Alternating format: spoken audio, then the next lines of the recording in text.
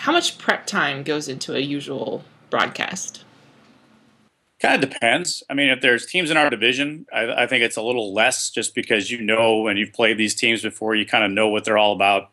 You kind of know the personnel, you know the series beforehand. But, interleague play really, kind of taxes you a little bit. And you really have to put a little more into it because you don't see these teams very often. And us being on the West Coast, I know, for example, this year the Toronto Blue Jays will come to San Diego. It helped a little bit that they've been here a couple of years ago before that.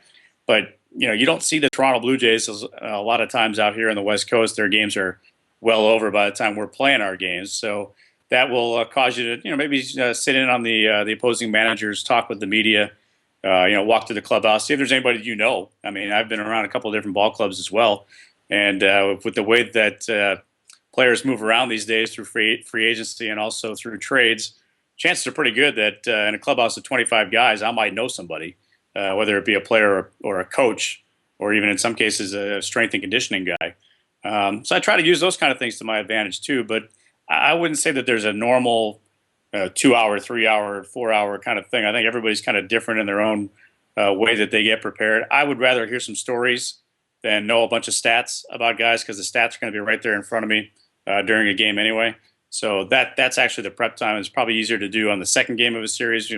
Teams come in on the first and they're kind of scrambling around a little bit to try to put together their scouting reports and that kind of thing. But it's I think it's different for everybody. I think it's different for every game, every team you play too. I mean, there may be some situations where you're not going to have a lot of time to prep. You might have something to do for the team. It'll cause you to get there a little bit late. On other days, you'll have more than enough time and too much time. So I think you have to kind of try to find and strike a nice balance.